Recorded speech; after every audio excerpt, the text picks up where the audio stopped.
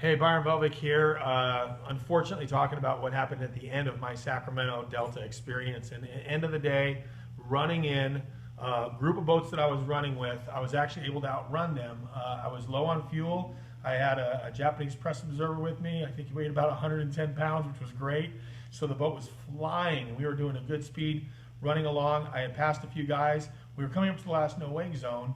Of course, you want to get to those no-wake zones before everybody else so that you don't get behind a guy that goes really slow in the no-wake zone, and you just push your way through the no-wake zones and get to the weigh-in. So I'm running along with the guys. I get past Billy McCagran.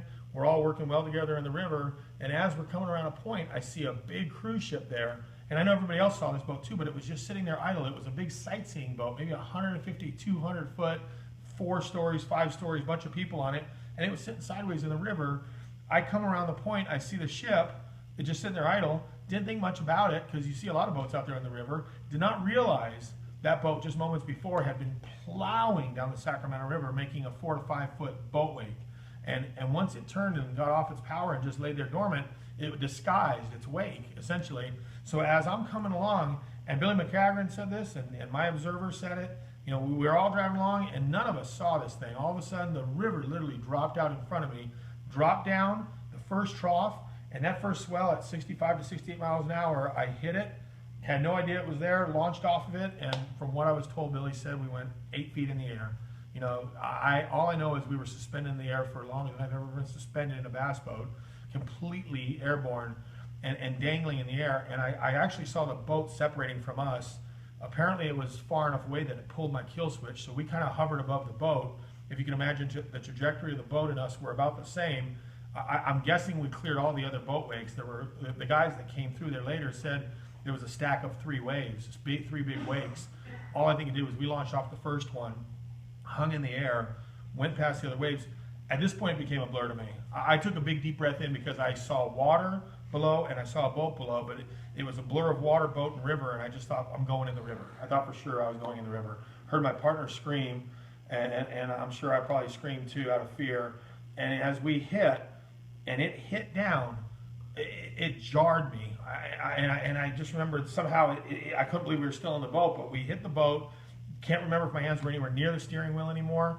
You know, heard my partner, you know, bounce into the boat, or you know, he got heard him just, you know, and we were both in the boat. Boat came to a dead stop. First thing I knew is I couldn't feel my legs. I couldn't feel anything below my waist. I kept screaming, I can't feel my legs, I can't feel my legs, I can't move my legs. And I remember looking down and not being able to move. And I remember being kind of angled in the seat between the 2 seats, and with my legs under the console. And my partner was saying, my arm, my arm, my arm. And we're both just kind of writhing in pain. And Billy McCagran pulls up. Are you okay? Are you okay? And I couldn't even focus on what he was saying. And he's like, are you okay? Are you okay? And I didn't know if we were okay. You know, and I'm looking at my partner, I'm looking at Billy, and I'm just in this kind of daze of what just happened because I knew we were in a boating accident. I expected to be thrown from the boat. I expected to be in the water. I didn't know what was going on, really. I just got knocked senseless. I knew all the compartments of the boat were open. So it literally blasted all the front compartments open. And I saw stuff floating in the river, fishing tackle of mine, floating in the river. Some tackle was on the deck of the boat. Tackle that was in one compartment ended up in the rod locker. It was just crazy. And I started moving my legs again, and I was like, oh, okay, I can at least move. My partner had his arm was like this, and there was a big giant ball right here. So I thought his arm was broken. I thought the bone had split out right here. I freaked because he said he couldn't feel his arm, and he couldn't feel, and his arm was completely numb. And when he turned sideways, I saw that big ball right there. I found out later, thank God, it was just a contusion, a severe contusion on his arm versus a broken arm. Looked like it had split open at the upper arm between the shoulder and the elbow. I regained feeling in my legs, and I immediately called Chuck, and said, you know, we got an accident here, we got an emergency. They called 911. I said, we're coming in. We're gonna blow the rest of the no wake. We're just gonna come straight to you. We don't have time to idle to you. I mean, let's get him in. Yeah, just come with it. Just come with it. So we just got it up on pad, safely got in. They took him away. They talked to him, checked him out medically, made sure his blood pressure, everything was good. He wasn't in shock or anything. Asked if he wanted treatment for his arm, and they did take him to the hospital there in Sacramento. I opted to get my fish weighed more than just anything. I just wanted to leave there and go back and take my boat and truck and get back to where I was staying. So I kind of hobbled around the weighing area. They put my boat and truck right up front, let me get the fish weighed.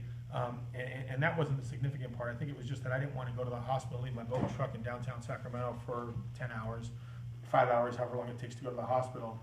I knew it wasn't the safest thing to do. So better for me just to get in my boat truck, get home to where I was staying, and then go to the ER hospital there. So that's what I did, and went to the hospital and found out that I had fractured my spine, fractured my lower spine, the L2.